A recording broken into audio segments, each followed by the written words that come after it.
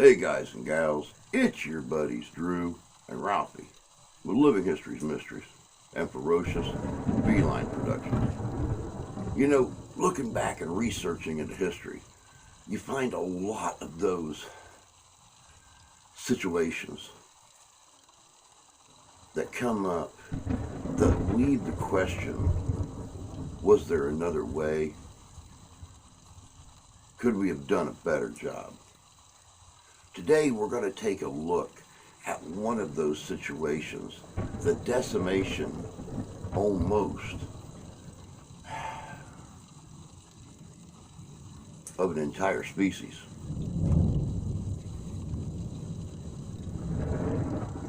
What a storm. Welcome to spring, y'all. And after we hear the story, we're going to take a look at one such group that's done everything in their power to help to bring that species back. Check this out. This is good.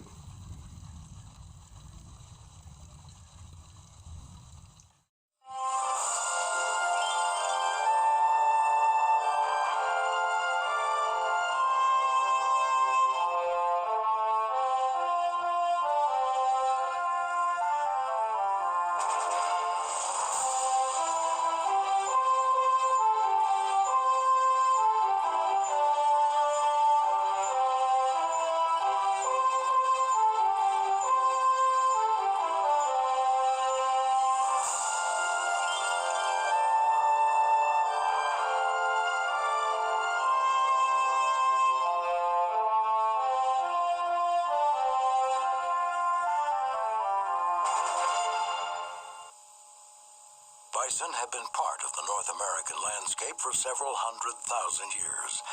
Scientists think the species originated in Asia and migrated into Alaska across a land bridge that appeared during the Ice Ages. Without bison, the Plains Indians could not have survived in this harsh climate, where bone-chilling winds and deep snows give way to scorching sun and drought.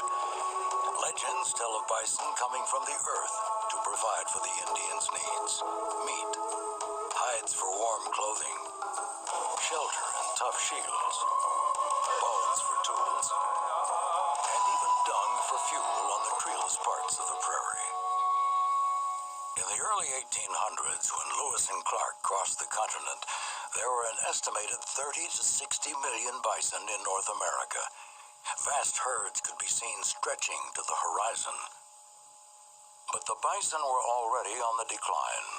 The Spanish conquistadores had introduced horses to the continent in the 1500s, and the herds were now large enough to compete for the prairie grasses. More competition for fodder would come from cattle brought west by 19th century settlers. The cattle would also carry diseases that could affect the closely related bison. Direct impacts on bison came from commercial demand for bison robes and for leather. Fur traders, Native Americans, and hide hunters all pursued the animals. Railroads provided the means to ship hunters, guns, and ammunition west, and bring hides and meat east. Demand did not slacken until the bison was almost completely gone. By 1889, the tens of millions of bison had been reduced to fewer than 100 wild animals, scattered in small herds. Some 900 more were kept in private herds for commercial, sentimental, and cultural reasons. The owners included Charles Goodnight of Texas, Buffalo Jones of Kansas, and Charles Allard and Michelle Pablo here in the Mission Valley. The Pablo-Allard herd was one of the largest. When Pablo needed to sell his portion of the herd, the federal government declined to buy it, so 700 bison were sold to Canada. For William Hornaday, the superintendent of the National Zoological Park, the sale of the bison was a final motivating factor. He launched a crusade to save the bison. In 1905, his efforts led to the foundation of the American Bison Society. Its honorary president was Theodore Roosevelt, who, only 2 years earlier, had created the first National Wildlife Refuge at Pelican Island in Florida. Other refuges were soon established, including 3 reserves to save bison from extinction. Among them was the National Bison Range, created in 1908. It was the first land ever purchased by the federal government for wildlife protection. Too late to purchase any of the Pablo herd, the American Bison Society purchased 34 bison from Charles Conrad, who had bought part of the Allard herd. The 34 animals and a few from other private herds were donated to start the herd at the Bison Range. Today, some 350 to 500 bison roam the National Bison Range under the protection and management of the U.S. Fish and Wildlife Service. The National Bison Range is part of the National Wildlife Refuge System, which forms the only network of land dedicated to the conservation of fish, wildlife, plants, and their habitats. Now there are over 544 national wildlife refuges, totaling more than 100 million acres. The system provides habitat for threatened and endangered species and stopover spots for millions of migratory birds. The 18,800 acres of this refuge are a patchwork of habitats, each of which provides food and shelter for a wide range of wildlife. Most important to the bison are the grasslands, which provide their food. The grasses are very durable to grazing, being built to grow from the base of the stem rather than the tip. This allows the plants to continue growing after the tips have been eaten. The Bison Range contains one of the largest remaining pieces of native Palouse prairie.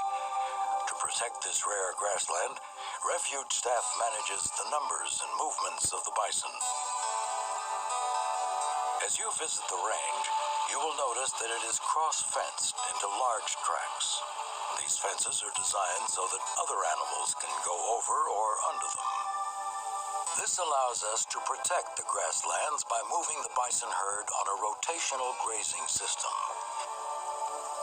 In former days, the vast bison herds would simply move on through the open prairies when there wasn't enough grass, but that is no longer possible. Overgrazing of the refuge is also prevented by restricting the size of the bison herd. Each year in the early fall, the Old West comes alive again as experienced wranglers on horseback round up the herd.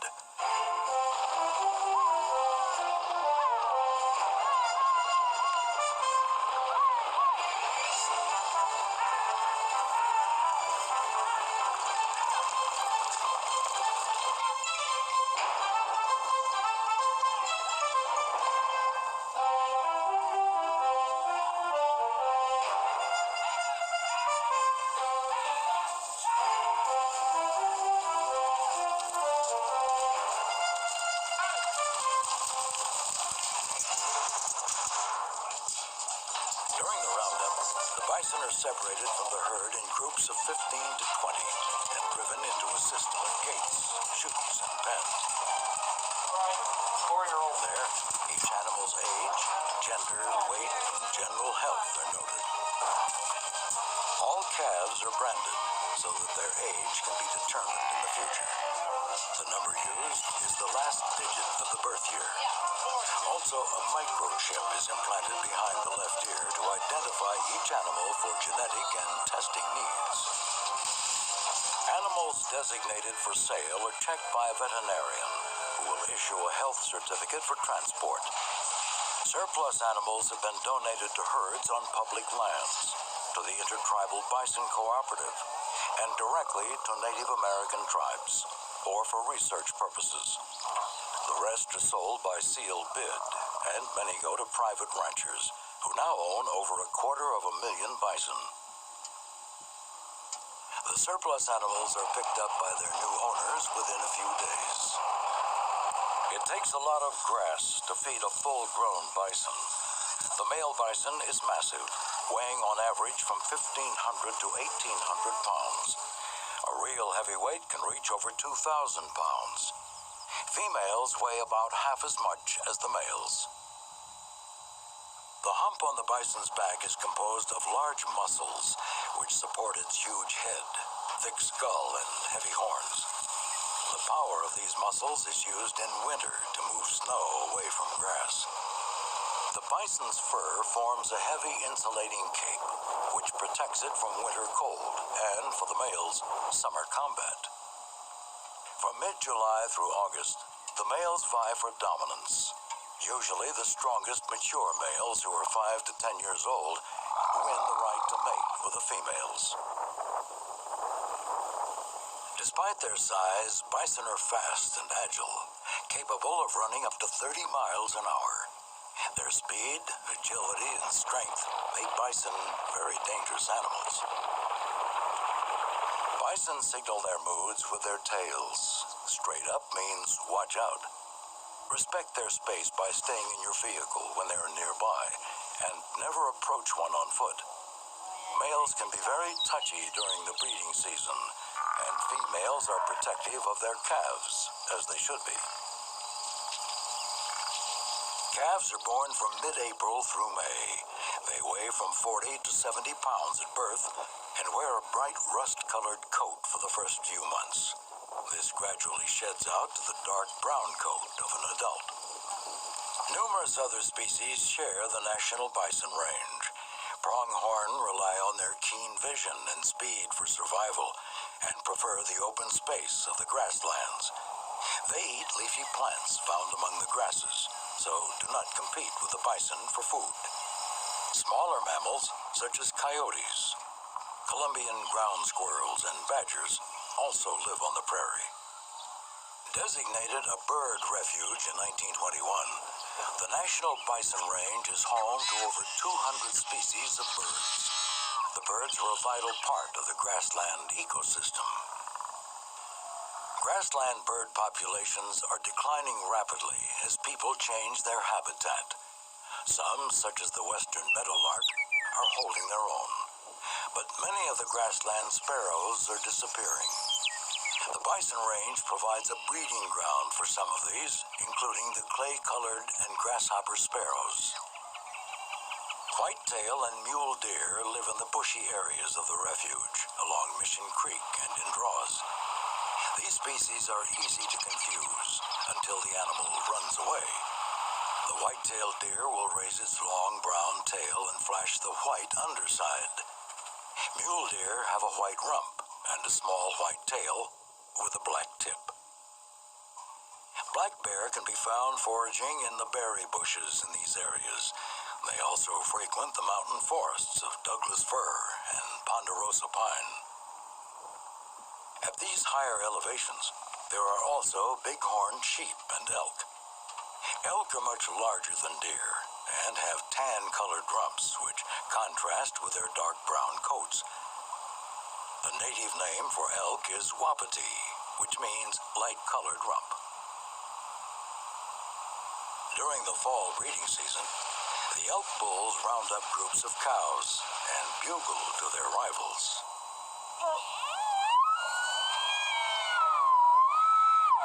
The National Bison Range was established for wildlife protection, but it is also a place for people to enjoy their public lands. Red Sleep Mountain Drive is a 19-mile one-way gravel road, which gains 2,000 feet in elevation. The drive takes about 1.5 hours, but it is worth going slowly to enjoy all the sights. 2 walking trails lead off this route. The Bitterroot Trail is only a half-mile round trip. A 1-mile round-trip walk along the old road from the geology display takes you to the high point of the refuge. The nature trail near the day-use area provides accessible trails and interpretive panels. Along the trail is a fishing bridge on Mission Creek. To ensure the protection of wildlife and their habitat, and for your own safety and enjoyment, please obey the necessary rules and regulations. Stay in your vehicle on the scenic drives. Animals are used to vehicles, so you may enjoy some close-up views. Walk only on the designated trails. Give wildlife plenty of room, and do not approach them. leave plants and flowers in place for the animals and other visitors to enjoy.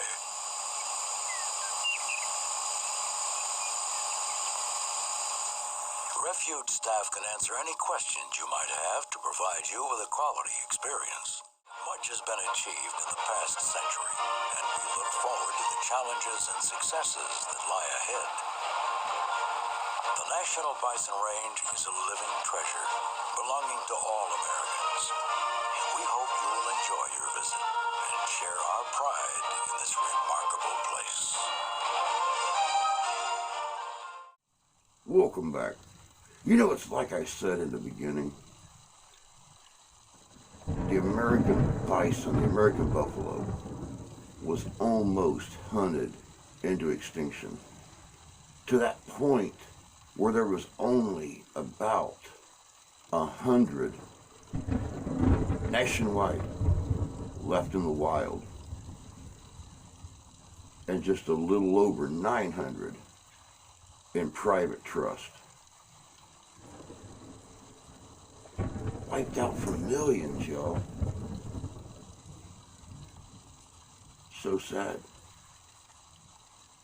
But thanks to organizations like the one that we seen in this video, they're able to start to bring the numbers back. They're nowhere near what they used to be. But it's special people, special groups of people like that right there that make a difference. Don't ever let it be said that a few people banding together for a good cause can't make a difference. Right here in my own area, over in northeastern Indiana, in a little town called Fremont, we have a place called the Wild Winds Buffalo Preserve. Here you're seeing a few pictures of the herd that they have started building back up. They regulate slaughter, enforce breeding to help to bring these animals back to the northern areas of Indiana, northwestern Michigan, or northwestern Ohio, and southeastern Michigan. I know these people. I've done many encampments on what they call the island. They hold these animals in high respect. And well, that's exactly what these animals need, is our respect and our help. But that's all we got for you guys today. I hope you enjoyed this look at the American buffalo, what almost happened, and what's happening to them now. But until next time, take care of yourselves, take care of each other. God bless you, God love you, we do. And we'll see you out there.